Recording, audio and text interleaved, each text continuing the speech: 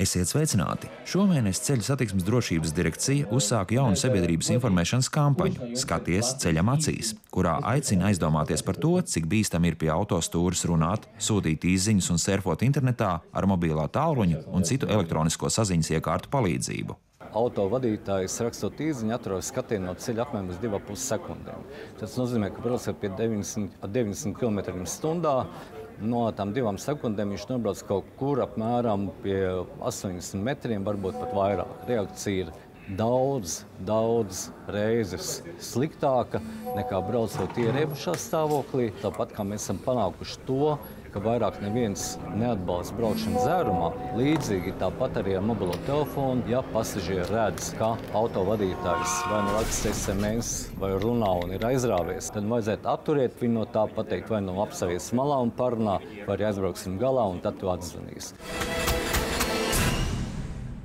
Lai gan Rīgas brīvostas pārvaldes pēdējo 20 gadu lielākais projekts Krievijas salas piestātnes izbūve ir noslēgusies, tomēr darbs pie ostas attīstības ar to neapstāsies. Jauna infrastruktūra, tas nozīmē lielāki kuģi, lielākas jaudas un ostē jāspēj iet tam visam līdzi. Tas nozīmē, ka pamat prioritāte mums ir ostas kanāla padziļināšana, un tās ir tādas lielas ilgtermiņa investīcijas, ko var darīt rakt katru gadu, jo tie tiešām ilgstoši darbi lielos apjomos. Un tā ir tā ikdienas kalkulācija, tas ikdienas darbs, ko dara ostas speciālisti kopā ar uzņēmējiem, skatās, kur tās prioritātes sadalīt. Kuģu ceļu padziļināšana nenoliedzami uzlabo ostas darbības efektivitāti, tomēr bez sauszemes infrastruktūras uzlabošanas tam īstas jēgas nav. Sliežu ceļus nevar tā vienkārši apraut, un jāizbūvē jauns pagrieziens ir uz Kundziņu salu, un jāuzbūvē jauns dzelzceļa tilts uz Kundziņu salu, lai uz turieni varētu nokļūt vilcieni, un vagoni stumdīsies nevis pilsētas centrā, bet stumdīsies Kundziņu salā, tālāk no cilvēkiem, tālāk no acīm un mazāk arī trokšņi.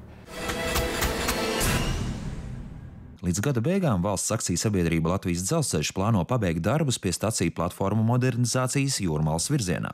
Savā ziņā tas ir unikāls projekts. Latvijas dzelzceļam ir jāatrod arī balanss starp kultūras pieminekļiem, kas ir šajā posmā, dažas stacijas, jāatrod balanss starp pašvaldībām un arī iedzīvotājiem. Renovējot ēkas un platformas, nopietni ir strādāts pie pasažieru drošības uzlabošanas. Pirmkārt, peroni paliks augstāki.